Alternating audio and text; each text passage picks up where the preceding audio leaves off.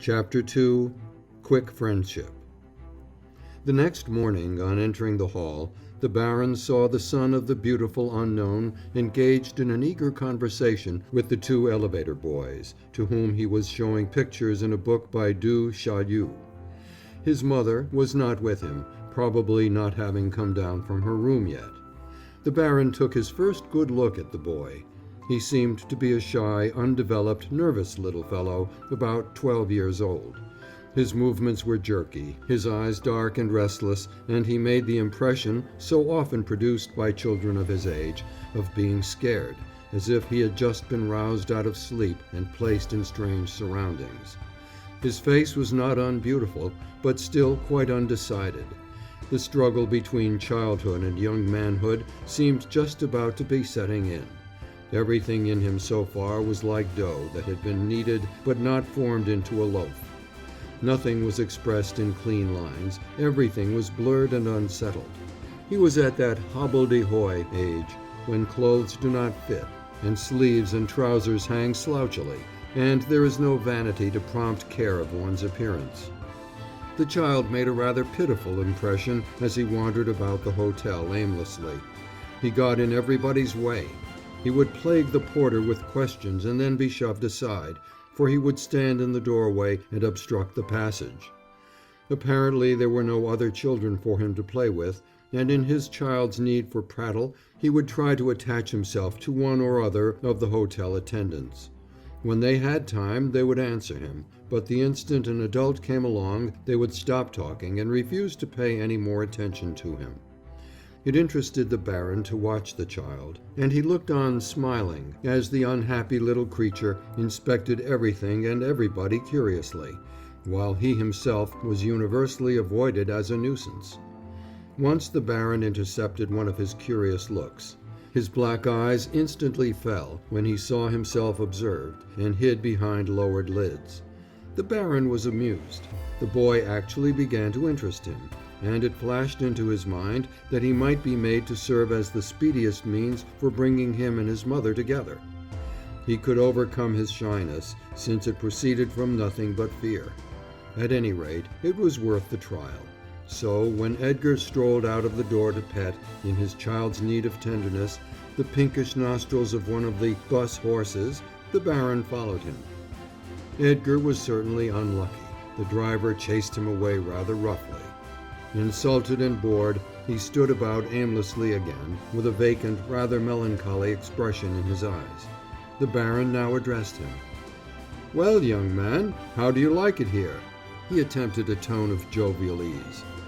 The child turned fairly purple and looked up in actual alarm, drawing his arms close to his body and twisting and turning in embarrassment. For the first time in his life a stranger was the one to address him and not he the stranger. "Oh," he managed to stammer out, choking over the last words, "thank you. I like it." "You do? I'm surprised," the baron laughed. "It's a dull place, especially for a young man like you. What do you do with yourself all day long?" Edgar was still too confused to give a ready answer. Could it be true that this stranger, this elegant gentleman, was trying to pick up a conversation with him, whom nobody had ever cared a rap about? It made him both shy and proud. He pulled himself together with difficulty. "I read, and we do a lot of walking. Sometimes we go out driving, Mother and I. I am here to get well. I was sick. I must be out in the sunshine a lot, the doctor said." Edgar spoke the last with greater assurance. Children are always proud of their ailments. The danger they are in makes them more important, they know, in the eyes of their elders. "Yes, the sun is good for you. It will tan your cheeks. But you oughtn't to be standing round the whole day long. A fellow like you ought to be on the go, running, jumping, playing, full of spirits, and up to mischief, too. It strikes me you are too good. With that big fat book under your arm, you look as though you were always poking in the house. By jingo, when I think of the kind of fellow I was at your age, I used to raise the devil. And every evening I came home with torn knickerbockers. Don't be so good, whatever you are." Edgar could not help smiling, and the consciousness of his own smile removed his fear. Now he was anxious to say something in reply, but it seemed self-assertive and impudent to answer this affable stranger who spoke to him in such a friendly way. He never had been forward and was easily abashed, so that now he was in the greatest embarrassment from sheer happiness and shame. He would have liked to continue the conversation, but nothing occurred to him. Luckily, the great yellow St. Bernard belonging to the hotel came up and sniffed at both of them and allowed himself to be petted. "Do you like dogs?" asked the baron. "Oh, very much. Grandma has one in her villa at Bains. When we stop there, he stays with me the whole time. But that's only in the summer when we go visiting." "We have a lot of dogs at home on our estate, a full 24, I believe. If you behave yourself here, I'll make you a present of one, brown with white ears, a pup still. Would you like to have it?" The child turned scarlet with joy. "I should say so."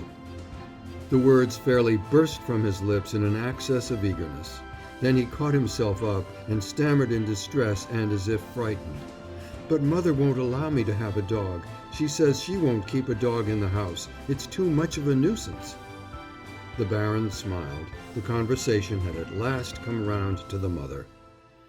"Is your mother so strict?" The child pondered and looked up for an instant, as if to find out whether the stranger was to be trusted on such slight acquaintance. "No," he finally answered cautiously. "She's not strict, and since I've been sick she lets me do anything I want. Maybe she'll even let me keep a dog." "Shall I ask her?" "Oh, yes, please do," Edgar cried delightedly. "If you do, I'm sure she'll give in. What does he look like? White ears, you said? Can he do any tricks yet?" "Yes, all sorts of tricks." The baron had to smile at the sparkle of Edgar's eyes. It had been so easy to kindle that light in them. All at once the child's constraint dropped away, and all his emotionalism, kept in check till then by fear, bubbled over. In a flash, the shy, intimidated child of a minute before turned into a boisterous lad. If only his mother is transformed so quickly, the baron thought. If only she shows so much ardor behind her reserve. Edgar went at him with 1,000 questions. "What's the dog's name?" "Caro." "Caro!" he cried happily, somehow having to answer every word with a laugh of delight, so intoxicated was he with the unexpectedness of having someone take him up as a friend. The baron, amazed at his own quick success, resolved to strike while the iron was hot, and invited the boy to take a walk with him. This put Edgar, who for weeks had been starving for company, into a fever of ecstasy. During the walk the baron questioned him, as if quite by the way, about a number of apparent trifles, and Edgar in response blurted out all the information he was seeking, telling him everything he wanted to know about the family. Edgar was the only son of a lawyer in the metropolis, who evidently came of a wealthy middle-class Jewish family. By clever, roundabout inquiries, the baron promptly elicited that Edgar's mother had expressed herself as by no means delighted with her stay in Summering, and had complained of the lack of congenial company. He even felt he might infer from the evasive way in which Edgar answered his question, as to whether his mother wasn't very fond of his father, that their marital relations were none of the happiest. He was almost ashamed at having been able to extract these family secrets from the unsuspecting child, for Edgar, very proud that anything he had to say could interest a grown-up person, fairly pressed confidences upon his new friend. His child's heart beat with pride. The baron had put his arm on his shoulder while they were walking, to be seen in such close intimacy with a man, and gradually he forgot he was a child and talked quite unconstrainedly, as if to an equal. From his conversation it was quite clear that he was a bright boy, in fact a bit too precocious, as are most sickly children who spend much time with their elders, and his likes and dislikes were too marked. He took nothing calmly or indifferently. Every person or thing was discussed with either passionate enthusiasm or a hatred so intense as to distort his face into a mean, ugly look. There was something wild and jerky about his manner, accentuated perhaps by the illness he was just recovering from, which gave his talk the fieriness of fanaticism. His awkwardness seemed to proceed from the painfully suppressed fear of his own passion. Before the end of half an hour the baron was already holding the boy's throbbing heart in his hands. It is so infinitely easy to deceive children, those unsuspecting creatures whose love is so rarely courted. All the baron needed to do was to transport himself back to his own childhood, and the talk flowed quite naturally. Edgar felt himself in the presence of an equal, and within a few minutes had lost all sense of distance between them, and was perfectly at ease, conscious of nothing but bliss at having so unexpectedly found a friend in this lonely place. And what a friend! Forgotten were all his mates in the city where he lived, those little boys with their thin voices and inexperienced chatter. This 1 hour had almost expunged their faces. All his enthusiasm and passion now belonged to this big friend of his. On parting, the baron invited him to take a walk with him again the next morning. Edgar's heart expanded with pride, and when from a little distance away the baron waved back to him like a real playmate, it was probably the happiest moment in his life. It is so easy to deceive children. The baron smiled as he looked after the boy dashing away. The go-between had been won. Edgar, he knew, would bore his mother with stories of the wonderful baron and would repeat every word he had said. At this he recalled complacently how cleverly he had woven in some compliments for the mother's consumption. "Your beautiful mother," he had always said. There was not the faintest shadow of doubt in his mind that the communicative boy would never rest until he had brought him and his mother together. No need now to stir a finger in order to shorten the distance between himself and the lovely unknown. He could dream away idly and feast his eyes on the landscape, for a child's eager hands, he knew, were building the bridge for him to her heart. End of chapter 2.